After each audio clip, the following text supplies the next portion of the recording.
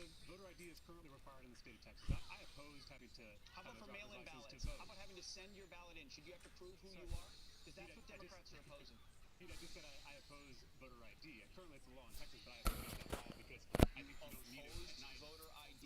You don't think the most sacred obligation of our republic, you should have to prove who you are in order to vote? So there are a lot of Texans, actually hundreds of thousands, who don't have a driver's license, who don't drive Who at can't? all. Do they have a social security number? Because according to this Republican law, you can put your last 4 digits of your social security number in as proof of who you are. Do they not? No, help me out. Do those people not have social security numbers? And who are these people that can't get IDs? If you're talking about the bill that we're currently focused on, not past Texas law, what this bill is going to do is not only reduce voting hours, it's also going to empower these partisan poll watchers who are going to look over voters' shoulders and prevent partisan poll watchers. You mean the ones that weren't allowed in certain states at certain times in certain places, whether you agree with that or not?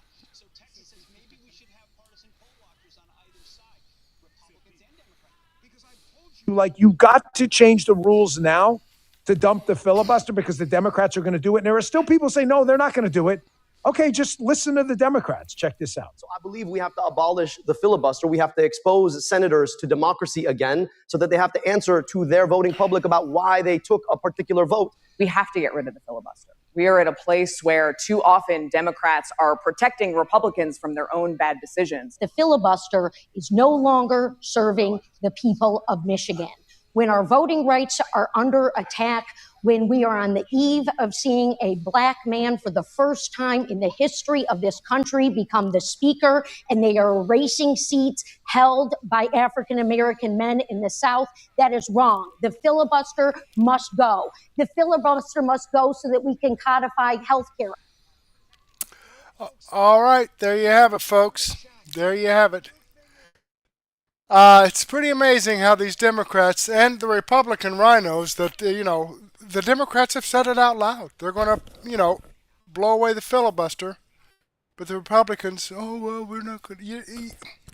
If they don't blow it away and they don't put in the SAVE Act, Save America Act, so that voting is actually not corrupt, then the Republicans are going to take over and they're going to destroy it. They're going to destroy the United States because that's what they're trying to do. That's their goal. That's their platform. They won't say it, but that's what their platform is. Hi, I'm John Murphy. Welcome to Murtech.com and your daily news update. So here we are on June the 2nd in the year of our Lord 2026. Got a lot of great stuff for you. Let's jump over here to Rumble, my Rumble channel. And this is the video we're watching now, episode 1936. So let's go ahead and get into this. Let me pause this and close out the chat for a moment. If you don't mind, folks, if you could give me some chats tonight, that would be fantastic. All right, let's slide down here and click the Show More button to expand out the description box. We have information from Dan Bongino, Doug in Exile, Dr. Steve Turley, and Wendy Bell Radio. But before we get into that, I do need to give some shout-outs here to Mean Green 91, just started following my channel. BHN Norris just started following my channel. Martha HD just started following my channel.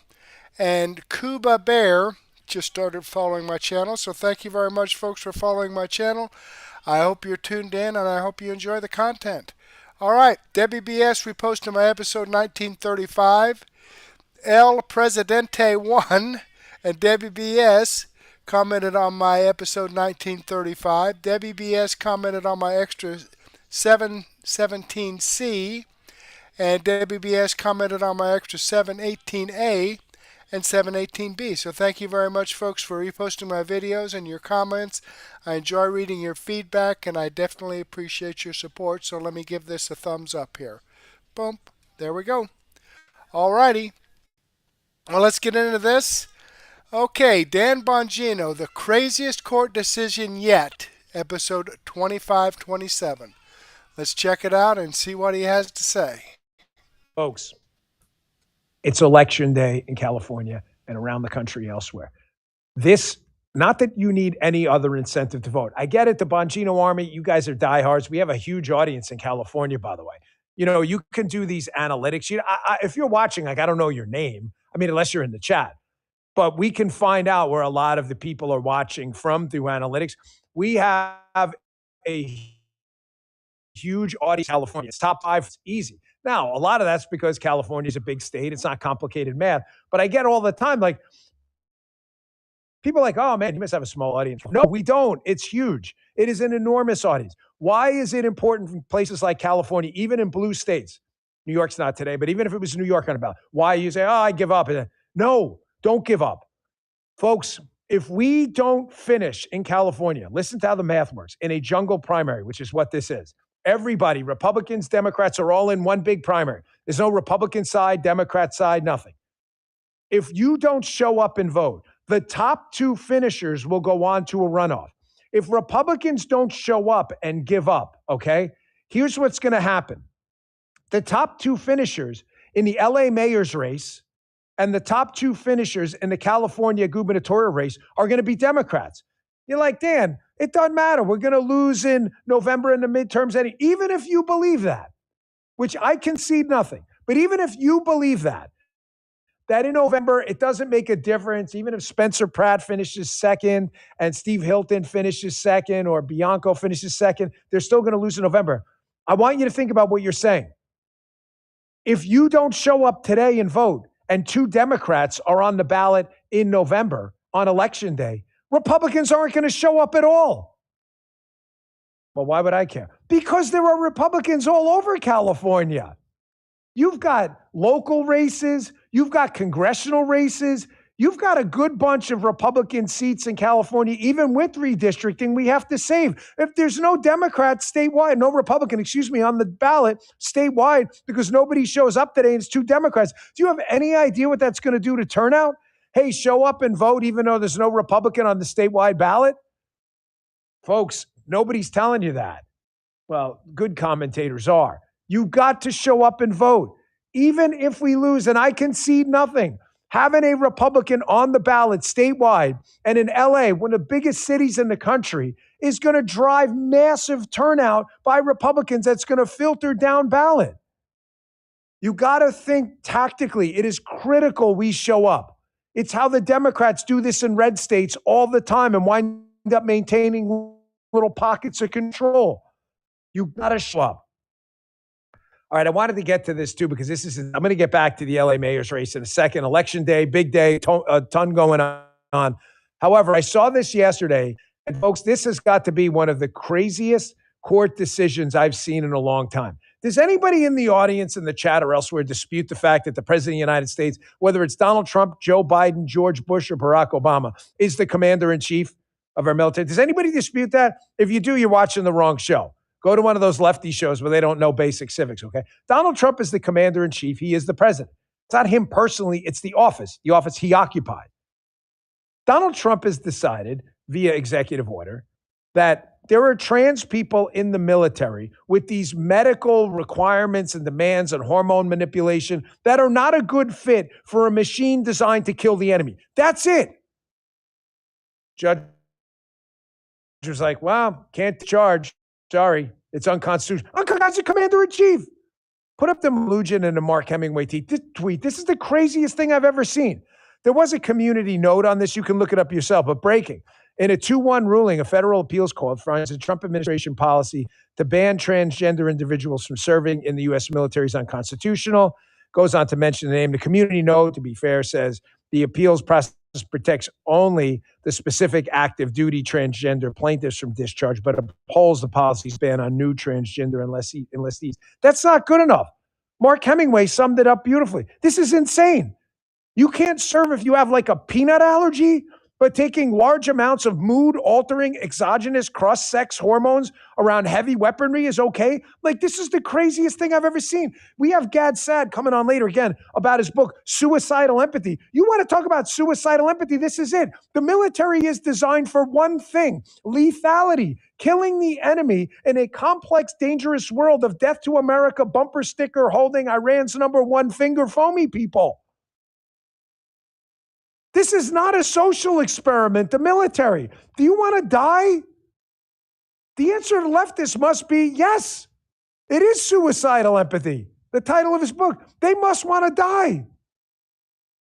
What you do with your body after the age of 18 when you're a legal adult is up to you. I don't have to agree with it. Do whatever you want to do. I don't agree with it, but it's your body. You want to cut your unit off or cut your breasts off or whatever, you do you. One, we don't have to pay for it. And two, that's not a good fit for the world's most lethal killing machine that upholds democracy here and in some places around the world when they're allies of the United States. That is not a thing. This is the craziest freaking court decision I have ever seen. I really hope this quickly makes its way through the court. I am getting so tired of this ridiculous argument about, men should be playing in women's sports, basically beating the shit out of our girls and boxing and volleyball and track. That is not a thing. We live in a complicated world that is zero sum. Whatever you give to a boy or a man in women's sports, you are taking from a woman or a girl trying to get a scholarship, trying to get a medal, trying to get a sponsorship contract. I mean, what part of this don't you understand? This is a grotesquely unpopular position. I'm a conservatarian. I'm not telling you what to do with your life. I saw a massive fight break out on the 5 yesterday between Jillian and Greg. And Greg was right. This is a solvable problem. If your biology dictates you are a male or a female, you have one category you should be able to compete in. And whatever issues you have with your own born sexuality, take care of it yourself. The taxpayers don't have to fund it, whether in prisons or in the military. And we certainly have the right and reserve the right, Donald Trump is the commander-in-chief, to be selective about what components he puts into a war machine that is designed for one thing, however hard it is to hear, to kill people who want to kill us first. That's the hard facts. I'm sorry this thing didn't get more of a traction yesterday. And I debated this morning with the guys the title of today's show because it is election day and it's an important one, putting that in there. But I had to hit this at the beginning because I'm really stunned. Like, this is where we're going now as a country? Chief Robin Brooks in the chat. Bee allergy is disqualifying, even for the Navy. And we don't even have bees at sea. Excellent point. No, this is a big no, and I can only hope this is litigated quickly. But what is that, Bostock? We got to do something about that. This is national suicide. A lot of this stuff we're engaged in. All right. Because it's primary day in California.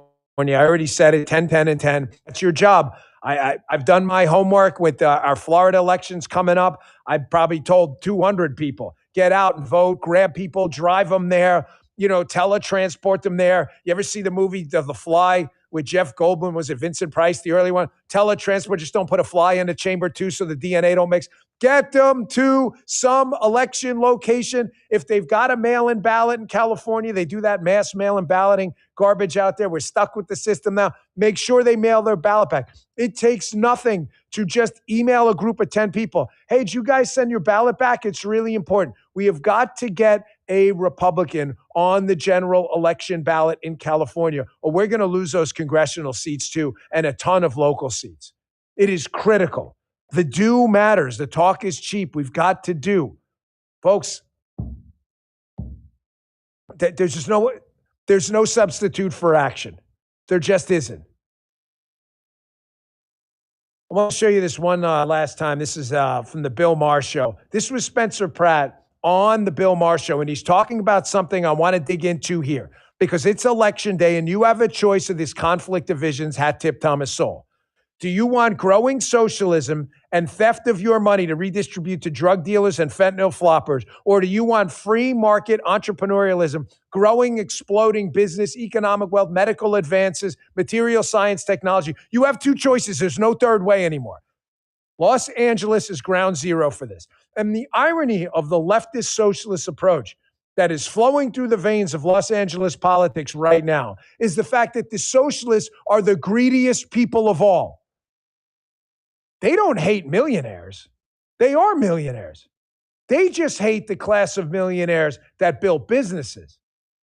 Spencer Pratt has a really good take on politics. The guy's got a natural, maybe it's from reality TV. I don't know. Again, I don't know him. I'm just telling you, given the choices now, he's the clear choice in Los Angeles. Get out and vote.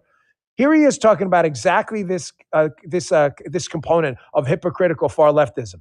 How it's not that the left hates millionaires. They are millionaires. They hate free market millionaires. They just want different millionaires, people that steal money and make themselves millionaires. This is a great point. Check this out. I feel like people are all hyped on socialism because they're like, everything's so expensive. America's failed. Give me money. But what they're forgetting is all the people that these socialists are saying they're taking the money and giving, they're going to leave. And then they're not going to have any money to take from these people to give to you. I keep telling people the way we get you money is stopping the socialism, letting the successful rich people build businesses, build restaurants, put money into your pocket because there's more jobs, there's more opportunity. That's how we actually get you more money. To lie to you and tell you, we're going to tax these rich people. We already tax so much in LA, in California. I can't even comprehend taxing more. What's happening is we tax these people and then other rich people, this champagne socialists, scammers, steal that money because they're all connected to the people taxing it. And then the people that should see the money, the communities, after the Boys and Girls Clubs, the parks, the actual infrastructure doesn't see that money because different rich people stole the money that was being taxed from the rich people. Hat Tip Club Random with Bill Maher, his show, and Overton News for putting that out there on X. Folks, listen to me, please. Leftists, you got me? Beam in. You got me? You locked in right now? You got missile lock on my eyeballs? I love when you guys do the close-up. It's hilarious. Even if you despise millionaires, let's say I capitulate that point. You're allowed to hate whoever you want as long as you don't do anything illegal. You are perfectly entitled because you have a God-given right to ideological beliefs that are not crimes, and it's not a crime to despise millionaires. Even if you hate millionaires, and we concede that point, you hate eat the rich, all this stuff. Don't you understand that the ideology you subscribe to is doing nothing but shuffling deck chairs and making a different set of millionaires who didn't earn it? And I'll prove it to you right now. I always bring receipts. The people telling you you should give government more of your money are getting rich stealing your money. Meanwhile, the people who become millionaires in the business world, I'm not telling you there's not rapacious, horrible people out there, they have to sell you a product you need. People at Apple became wealthy, even though it's a left-leaning. I don't even like their ideology. They made good phones, so people bought them. They didn't steal anything from me. They didn't steal we got an iPad. It's helpful for the show. I wish their corporate ideology was different, but they didn't steal anything from me. I'm allowed to not like their ideology, but acknowledge the simple fact that they didn't steal anything from me. The difference with government, you subscribing to Los Angeles deep blue, New York deep blue, Mamdani style politics, is they actually are stealing from you because it's not theirs. These people are revolutionaries. This party, whether it's in Los Angeles or in California writ large, these people with this new far left socialist progressivism with no check on the ideology, there will not be a second term moderate Bill Clinton or JFK to come and save you.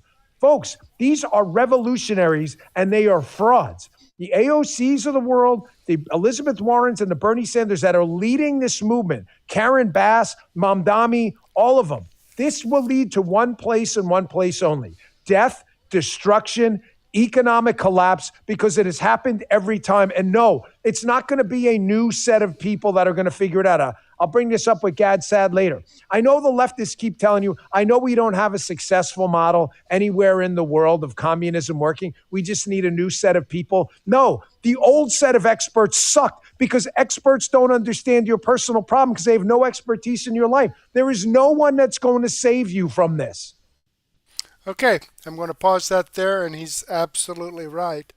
I mean, if you look at the platform of the Democrat Party, it's insane. Defund the police. Let criminals out on the street so that they can commit more crimes. I mean, when you have a person that's been arrested multiple times for violent acts and you continue to let that person back out on the street, what do you expect? But that's their policy. When you tax people to the point that they can't afford to live, they just keep doing that. That's their policy. They tax businesses to the point that they move out. And then all those jobs that they provided are gone. That's their policy. It's unbelievable. Yet people keep voting for them. That's why if you're in California or know someone in California, the polls don't close out there till I think about 9 o'clock Eastern time. So it's going to be after this podcast is over that the polls are closed. And then, it's going to take them about 3 weeks to 2 months to count the ballots until it comes out the way they want it. So, you've got to get out and be bigger, too big to rig. Okay? That's what it's got to be. If you know somebody in California or you live in California yourself, you've got to make it too big to frickin' rig. Just like this past election in 24. Let me click on this Rumble link and show you that this video does come from Right Dan now. Bongino. This is the video I shared with you. I've given him a thumbs up. I hope you do the same thing for me. All right, let's jump back here. It looks like Debbie BS and Susie Poll 2016 has talked to me in the chat. That's great. Anybody else? We've got 11 people watching. Somebody jump up there and chat with me. I would greatly appreciate it. Okay, let's see what Doug in Exile has to say as Trump does the impossible. Okay, well, that sounds interesting. Let's see what that's all about. Show later today. What we're going to do, we're going to soften up Iran some more. If none of this goes right, the next step should involve maybe pruning a few links off their chain of command with some dynamic disassembly, and some involuntary retirements of IRGC leaders. Well, that's pretty easy. First, just to go, we're going to go in and kill some more people. That is, that it does work a little bit, but that's not the plan. And you can't just assassinate your way into a regime change. You can remove them, but you really have to control who takes their place, because they just get their place just gets taken by more Iranian radical lunatics. Here's Iran is threatening the U.S. with a strike.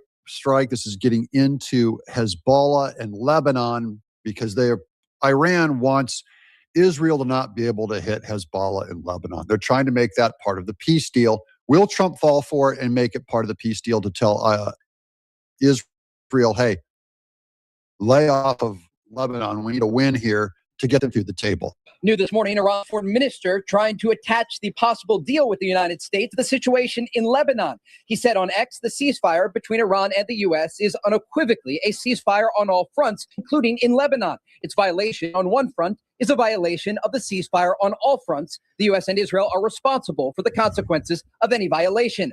Over the weekend, Hezbollah launched more than 50 rockets into northern Israel as Israeli ground forces pushed deeper into southern Lebanon. This morning, Israeli Prime Minister Benjamin Netanyahu ordered the IDF to strike the Lebanese capital of Beirut, specifically the Dahya neighborhood, a Hezbollah stronghold. Since that announcement, thousands have fled the area in this part of Beirut in cars and on foot. And look, this is only part of the negotiation now because Iran appears to think they have the upper hand, or they would be begging us to come to the table.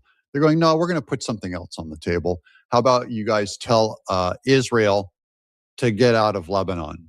So the IRGC, they're tricky and clever guys, and they've got us over a barrel. And it has nothing to do with our military strength or how correct Trump is, because he is. It's about they smell weakness in the American people not wanting to fight. I'm going to get to more of that philosophy at the end of this show and why it has everything to do with that Yul Brynner classic, The Magnificent Seven. Most of you, if you're in a Medicare plan and you have not called chapter, you're probably getting screwed. My people, on average, the callers, they save about $1,500 a year. If our show, don't like my audience getting ripped off. I'm very protective of you. I don't like seeing you.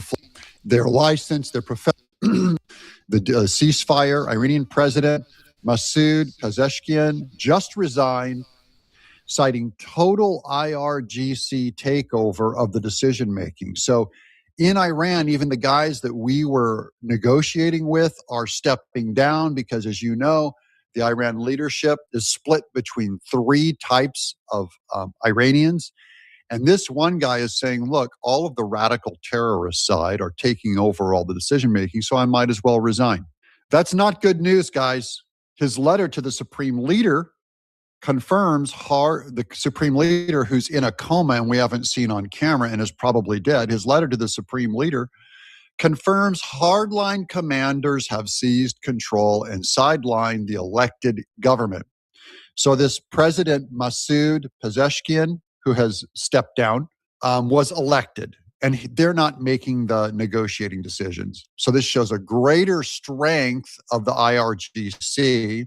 Iran is now an open military junta. Ironically, this might be a good thing for peace. Maybe. There he is. This is the guy who stepped down. Probably because he didn't want to die either. Now, here's the U.S. Central Command. This is from our CENTCOM. It says last night at 11 p.m. Eastern Time, U.S. forces successfully intercepted 2 Iranian ballistic missiles targeting American forces based in Kuwait. This is during a ceasefire, remember, guys. During a ceasefire, they're firing on us. These missiles were immediately defeated and no American personnel were harmed, thank God. U.S. Central Command remains vigilant and will continue to protect our forces from Iranian aggression while supporting an ongoing ceasefire. Can you guys see what's wrong with this sentence yet? We're in a ceasefire, but Iran has not ceased fire on us, and we're going to go back and just bomb the living daylights out of them.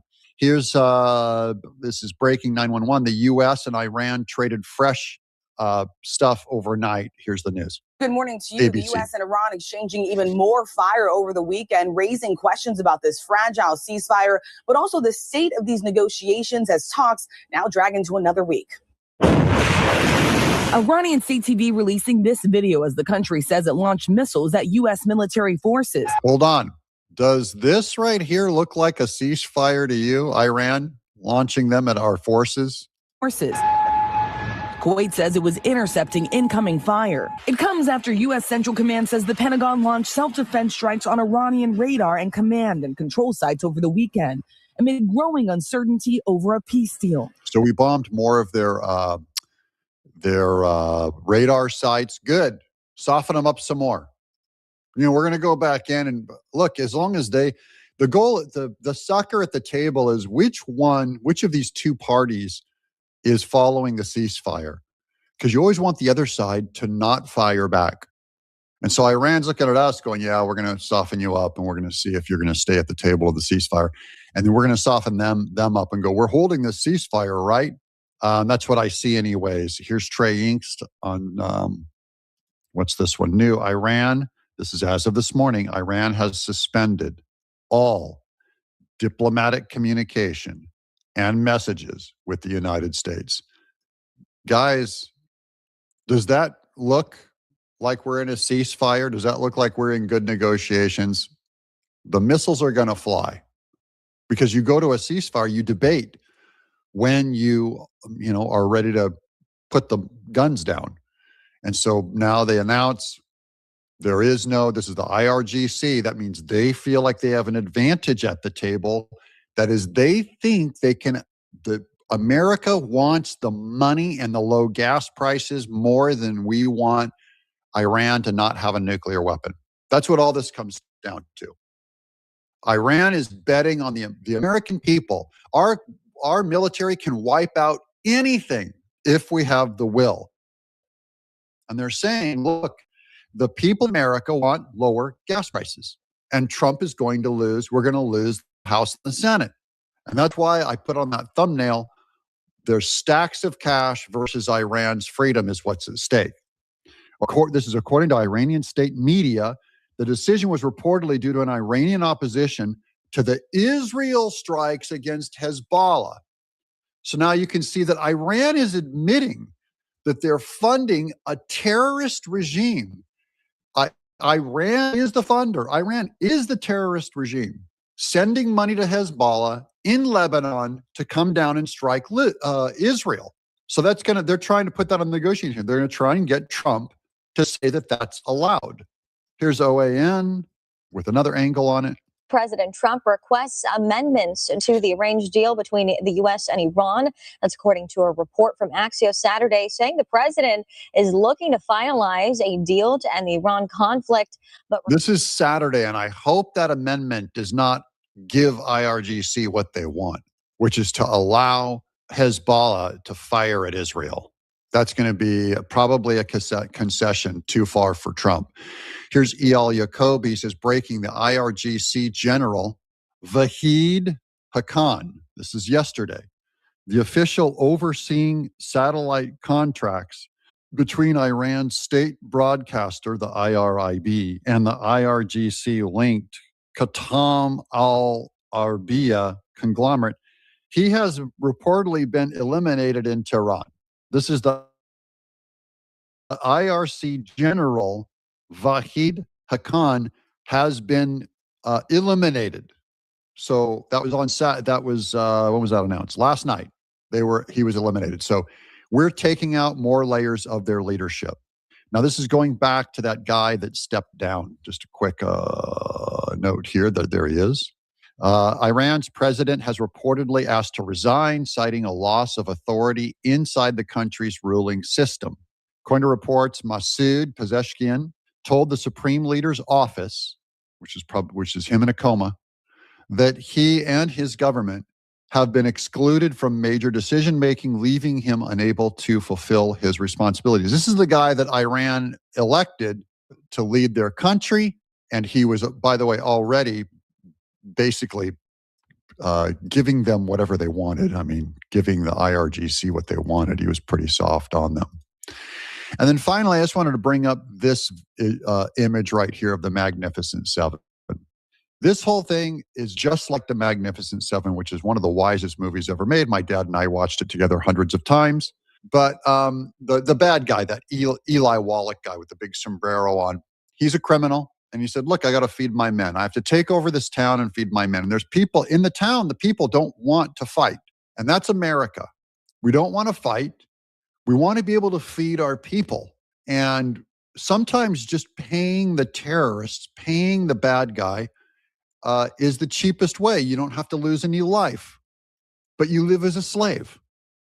Your people will go to work and give everything to the bad guys. And the bad guy acts like a tyrant over you. That's what the world is doing with Iran right now. Iran is saying, look, we'll control the Strait of Hormuz and we'll get a nuclear weapon. And you guys just pay us a toll and we'll let you be cool with us. My dad's generation says, no man tells me what the deal is. So will we go in? And this is also, by the way, why everyone kicked the can down the road for 47 years. It's easier just to say, you know what, terrorist, we will negotiate with terrorists. The whole world will. And we'll demonize Trump, the Magnificent Seven. They all demonize the Magnificent Seven. At some point, the farmers criticized them and said, you brought all this trouble to our town. You guys decide and tell me what we're going to do. I want us to bomb the living daylights out of those bad guys and do a massive regime change. We have to end this. You can't let them have nuclear weapons. You can't let them control the Straits of Hormuz. Trump is clear on that. I'm MAGA. I'm clear on that. That's more important than keeping the Senate. But again, if you lose the Senate and the House, they're going to impeach Trump, imprison him for life. So Trump is in a tough spot. But his values tell him you cannot let them have a nuclear weapon. I'm Doug in Exile. Call chapter, guys. Help this change. Okay, there you have it, folks. And, he's absolutely right. I don't know what's going to happen with this war. Nobody does. Trump doesn't even know. Because these people in Iran, they're just absolutely crazy. Call a ceasefire. Okay, they agree to a ceasefire, but everybody ceases fire but them. Utterly amazing. Okay, this video does come from Doug in Exile. This video is shared with you. I'm subscribed to his channel. I've given him a thumbs up. I hope you do the same thing for me. All right, let's jump back here. And Rollerbug gave me a chat. Thank you, Rollerbug. Let me jump over here and show you here on my creator program These are my requirements. In order to remain in the creator program, you will need to meet the following criteria, okay? Hours streamed from Rumble Studio this month. I need 30. I've got 22.9. This is the second, okay? I'm 66, 70% there. I'll be there tomorrow. Okay, chatters, total unique chatters. That's like Rollerbug. I think this is the first time Rollerbug has chatted with me this month. So he counts. I've got 12 chatters. Okay, let me refresh this here. 13. So Rollerbug was number 13. I need 7 more, okay? So I'm, like 65% there. Rumble Premium exclusive hours streamed. I need 5. I've got 6.3, so I've met that requirement. Hours watched this month. 200 hours watched. That's everybody that's been watching my videos. They accumulate those hours. I needed 200. I got 354, so that's met. Total unique raids this month. I need 5. I've got 5, so that's met. The only thing that I'm lacking here are the hours streamed from Rumble Studio. I need 7.1. I'll get that by tomorrow evening. And I need 7 more unique chatters. So if you haven't chatted with me so far this month, if you haven't put something in the chat, just say hi, or Rollerbug just gave me a flag and then said, Murtek, good evening. Thank you, Rollerbug. I appreciate that. You're number 13 this month. So that is fantastic. All right. Let's jump back there, and there's Rollerbug's chat right there in the live chat. Let's move on and see what Dr. Steve Turley has to say about Iran collapses as regime leader assassinated and president resigns. Okay. It's pretty much going to be the same type of information that Doug in Exile talked about, only a little different slant from Dr. Steve Turley. So let's see there what he has in to say. Atlanta. All right, so let's start with the latest assassination. So last night in the Andeshe district, a western suburb of Greater Tehran, a powerful explosion tore through a 40-unit residential complex.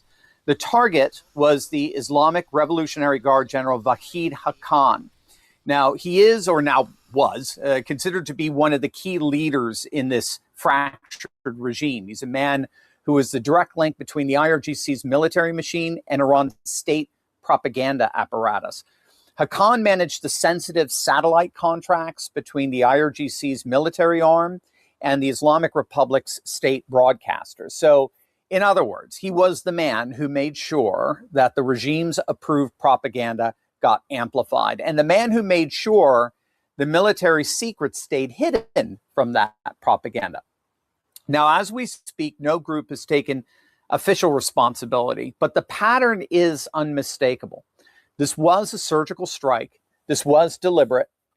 And this was the first targeted assassination inside Iran since the April ceasefire went into effect. So it's sending a very, very clear message. And the message is exactly this. The ceasefire does not mean the pressure is off. The ceasefire does not mean you get to rebuild in peace. Every general, every intelligence officer, every link in the regime's chain of command is still a legitimate target.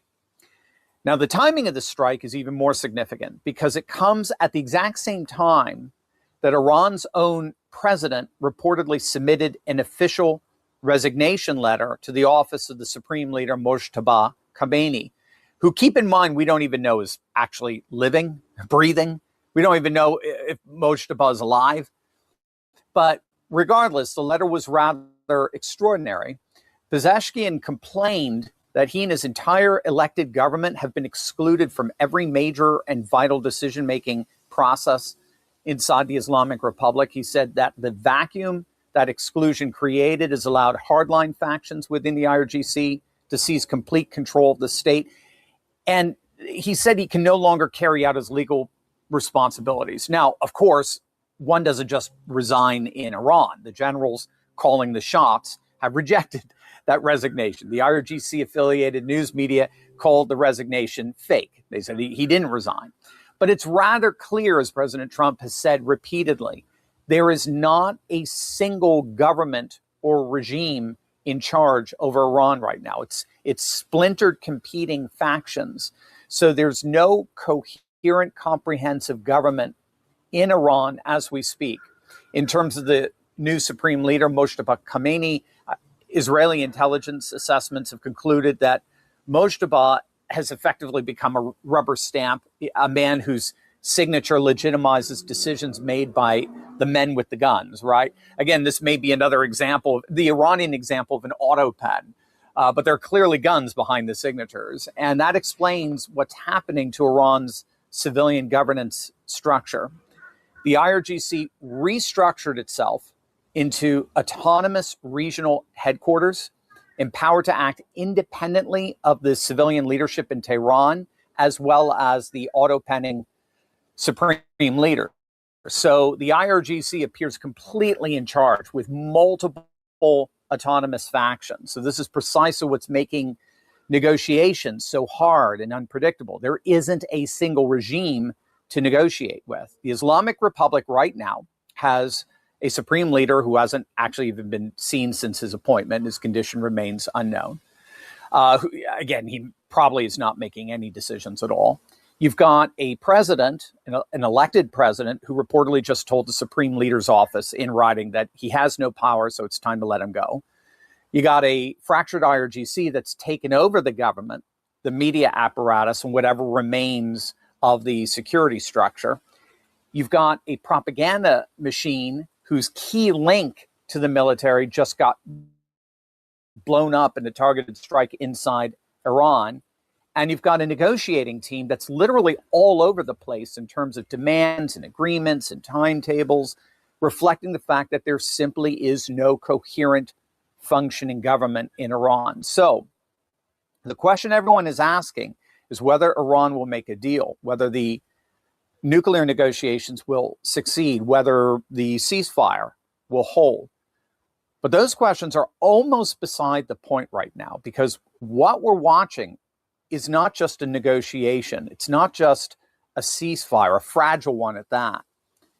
It's the structural disintegration of the Islamic Republic from within. An IRGC that sees total control, but whose generals are being picked off one by one. A supreme leader who may be more ghost than ruler. A president who just tried to quit because he admitted he has no power. And a propaganda infrastructure whose key figure just got blown up in his own apartment. So this is not the posture of a regime in a position of strength. This is the posture of a regime in its final hours, clinging to the symbols of power while the substance drains away. And it seems to me that at this point, Trump will have no choice but to finish him off. In the meantime, the Iranian people, all 80 million of them, are watching. They know. And when the time comes, they will not need to be asked twice.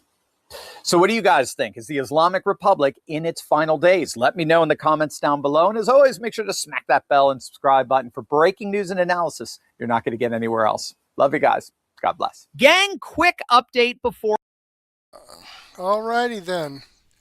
Let me click on the Rumble link here, and it's, that was a good perspective on that, I thought. Clicking the Rumble link, that takes us over here to Dr. Steve Turley. This is the video I shared with you. I've given him a thumbs up. I hope you do the same thing for me. All right, let's jump back here. And, all right, looky there, Joe Laub.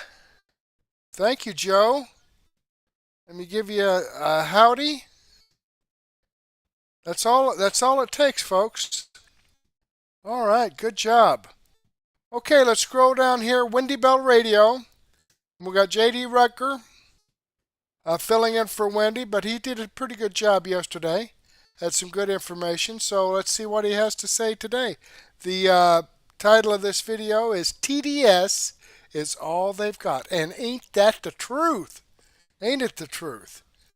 They don't have a platform, all just Orange Man Bad. That's their platform. Donald Trump is so horrible. Yeah, okay. Let's see what he has to say today.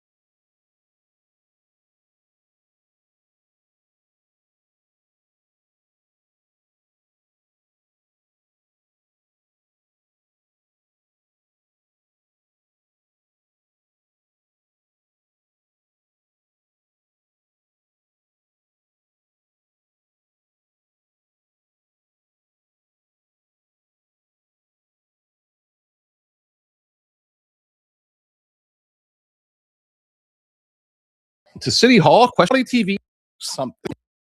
And look at what's happening in London. You look at their version of George Floyd, only with a white guy, and you see nothing, no protests, nothing. Elon Musk is on it, so I'm sure you will see something happening now. But my gosh, we will be talking about that a little bit later. Just throwing out the news real quick because this is something that just broke, and I don't know much about this guy. Apparently, Tulsi Gabbard's acting replacement is Bill Pulte. Okay, Bill Pulte has been named as the acting director of national intelligence, replacing Tulsi Gabbard, who was out there. I saw she had posted a little video today saying that she was taking her husband in to have his surgery for this rare form of bone cancer, which is why she had to leave. And that's such a horrible thing. You know, we have in my family, we've gone through the cancer stuff. It's hard, and I get it. And so prayers for Tulsi Gabbard and her husband. As far as Bill Pulte, I don't even know if I'm saying his name right. Is it Bill Pulte? I mean, he's the director of Federal Housing Finance Agency, which oversees Fannie Mae and Freddie Mac. And now he's the acting director of national intelligence too. A lot of the left, I don't want to echo the left, but like Chuck Schumer and a lot of those guys their response was, this guy has no experience. This guy has no experience. And it's like, I can't argue with that. You know, I mean, I'm thinking DNI, right? Tulsi was in there and I thought she was fantastic. And I was a skeptic, to be clear. She was one of the people that Trump had initially named where I'm thinking, I don't know. She's a little bit of a, she's still a Democrat, or she was a Democrat at least. She ran for president as a Democrat. She's got a little, and then she just blew me away. I mean, she might have been the best part of the Trump administration for the first year. Getting all those things declassified, pushing against things that some in his administration don't push back against. Look, I'm a true full-blown MAGA guy. Okay, I support President Trump wholeheartedly, but I will push back. Okay, if I disagree with something, I'll push back. And she is one of those people that did the same. But she was still extraordinarily loyal all the way to the end. Now we got Bill Pulte, who, again, I wish I could give you guys all the skinny on this guy, but I can't. I've got my notes here. My notes tell me who he is, and they don't even say much. Apparently, my note taker doesn't even know. It's like, yeah, he's Federal Housing Finance Agency, Fannie Mae and Freddie Mac, and now the CIA or whatever. It's like, I don't know what to think about that. But I do trust President Trump. I trust his administration. I trust the people around him much more than I did in the first term.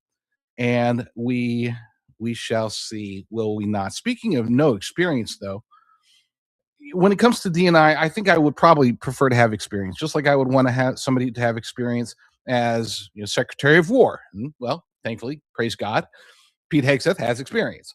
And he's doing a fantastic job as far as I'm concerned. But there are other jobs where you don't necessarily need government experience. You need experiences, which is where Spencer Pratt comes into play. He has no experience, and that's been the big push. There have been two pushes against him by his detractors, his opponents, legacy media in the area. Today, of course, is election day. And so the big pushback has been that he doesn't have the experience. And his counter to that is like, okay, so yeah, Karen Bass has experience with sucking, and Nithya Raman has experience with being a total moron. Okay, she's actually been in LA city government for longer than Karen Bass. She's been in charge, from the city council's perspective, she's been in charge of homelessness. How's that working out in LA? So he's like, yeah, great. I don't have any experience. Who cares? I think it's a good thing. The other pushback, though, has been unfounded, and yet they've been saying, oh, President Trump, he's endorsing Spencer Pratt because he said something. He made one little comment. Okay, somebody had asked him. He hasn't proactively said anything about Spencer Pratt. Somebody had asked him, and he said, yeah, I'm rooting for the guy. I think he's think he's probably a MAGA guy. He's really, I don't remember the exact words, but it was something like he's really interesting or something, right? But they've been saying, Pratt is a MAGA Republican, and that's supposed to be a detriment. And to be clear, in Los Angeles, that would be a detriment. Okay, there are times and areas around the country, including quote unquote blue areas, where it's like, being a quote unquote MAGA Republican isn't necessarily a bad thing. Obviously in red states, it's definitely not a bad thing. We're learning that in every primary that we've seen so far. But in blue states, it can even a little bit, leaning blue, getting President Trump's endorsement and being pro MAGA, pro making America great again, pro America first concepts aren't necessarily bad. In LA, it is. Okay, I'll just tell you. Okay, I'm down here in Southern California. I lived in LA for a little while with my wife. I have visited LA, I don't know, 24 times over the last 2 decades. I've gone to events there, and it's not exactly MAGA friendly, which is why both Karen Bass and Nithya Raman and Legacy Media have tried to put that quote unquote stigma of President Trump onto Spencer Pratt, even though he's like, look, I don't want anybody to endorse me. The only endorsement I want are the endorsement of mothers who want to be safe. That's the endorsement that he wants. Well, for whatever reason, and I might have been a little bit too accusatory when I posted this story, but I posted over at discernreport.com. Is Fox News trying to derail Spencer Pratt? Their top headline on Election Day claims a non-existent Trump endorsement. Let me actually go to that one, and I think we have it still. Let me see if it is the top story over the Liberty Daily as well. It is. So there's a picture of, this was from earlier this morning. So the headline, the top headline that Fox News has changed, but the early headline on Election Day in California, in Los Angeles, said from reality TV to City Hall, which, to be clear, that's also another jab. Oh, he's a reality TV star. That's what they always keep saying. To City Hall, ? Trump-backed Spencer Pratt. That's how Fox News characterized him. Trump-backed Spencer Pratt soars in LA mayor's race as California votes. And that's, you might be thinking that's a good headline. Okay.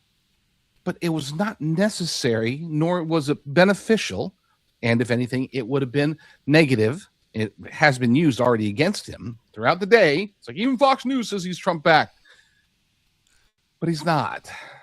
He's not backed by Trump. Trump made a bunch of endorsements last night, overnight, as he likes to do. And what does he do when he makes an endorsement? He goes to Truth Social and he writes out, it is my great honor to such and such for this person.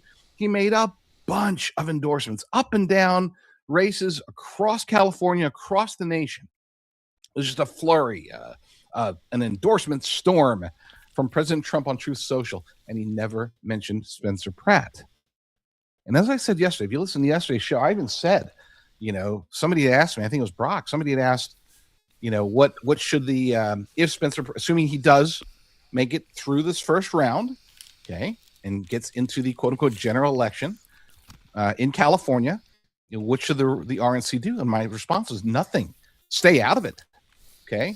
Somebody wants to give him money, like PACs that you can transfer money from PAC to PAC. If they want to go that route, that's fine. But we don't want, if you want Spencer Pratt to win, you do not want the national Republican Party or even the state Republican Party getting too actively involved. His strength is that he's an outsider. He's outside of the party structure. He has nothing to do with national politics. He keeps hammering over and over again that he's in it for Los Angeles. He wants to end homelessness, that he wants to end the drug addiction problem, the very horrible drug addiction problem. He wants to reduce crime. He wants to improve affordability. He wants to make it to where if there's another fire, God forbid, but if there is, that LA can, put the fire out with their fire department. These are basic things. That's his strength. That's what the people of Los Angeles want to hear. They don't want to hear about MAGA. They don't want to hear about Republican. They don't even really want to hear about Democrat, to be fair. They just want their lives to get better because it hasn't been this bad in a long time. As a matter of fact, you can take it back to the last time it was sort of this bad. It was this bad for a shorter period of time, but that was during the Rodney King riots. And that also happens to be the last time the city actually elected a Republican mayor, which is right after that. So we'll see. I maybe I shouldn't accuse Fox News of trying to derail him, but they did something, and it wasn't good. After the break, we'll be talking about Trump derangement syndrome and why that's all the Democrats got. That's all they got. That's it. That's all they got. Coming up on the Wendy Bell radio program. All right, I'm going to go ahead and pause that there, and I apologize for the audio not coming through. I could hear it fine on my headphones. That's why I didn't do anything. And there's a delay in the time that it actually plays here, and I talk to you, that it gets transmitted out. So I'm sorry I didn't catch it sooner, but I had to refresh Rumble Studio, and it's working now. And it seems like, for some reason, and I don't understand why, that it happens a lot when I start playing Wendy Bell's videos. I don't understand. Maybe it's because it's the fourth video that I share out, or what. I don't think it's just because it's Wendy Bell. Sometimes it doesn't happen at all. But that's the definition of my insanity. I do the same thing over and over again, yet I get different results. I mean, the standard insanity is you do the same thing over and over again and expect different results. That's insanity. But I do the same thing over and over again, yet I do get different results. So I don't know. Let me click on the Rumble link here and show you that this video does come from Wendy Bell Radio. It's the video I shared with you. I've given them a thumbs up, and I follow the channel, so I hope you do the same thing for me. All right, let's jump back here, and M41 Coco joined us, and so did Foxy Grandma.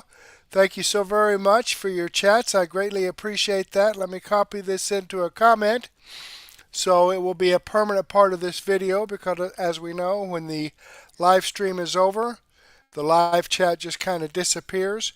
But these videos that I've shared with you here are videos that come directly from the producer. I've got the links to the videos themselves, as well as the links to the producer's channel. And these videos that I've shared with you are videos that I've posted here on Murtex.com. Your one-stop shop for no-nonsense, common sense, logic, and truth. The link to Murtex.com is in the description box. It's a free site. I don't ask for your name. I don't ask for your email address. I don't drop cookies on your computer or have a bunch of ads popping up in your face. It's strictly no-nonsense, common sense, logic, and truth. Now, I'd like to share all of this with you, but unfortunately I don't have the time to do so. But that's why I put together Murtex Daily News Wrap-Up playlist. It says I have 19 videos in here, about 10 or 11 hours worth of great information, and I want to start off with this video here from A Quarters Effect. Tina Peters speaks out after prison release. Media meltdown begins. All right, then we'll take off with Wendy Bell Radio where we left off. Same thing with Dan Bongino. Then we'll get into some X22 report, We the People News, and we know Steve Deace show on the Fringe. A ton of information, but for right now, go ahead and take a break. Grab a cup of coffee and a donut, or a sandwich and a soft drink, or a beer, or maybe even a glass of wine and some cheese, and meet me back here in about 15 or 20 minutes. Give me time to get this set up in Rumble Studio, and we'll get this going for you. But in the meantime, I do want to thank you for being here. Hopefully, I'll get to see you again later, and may God bless.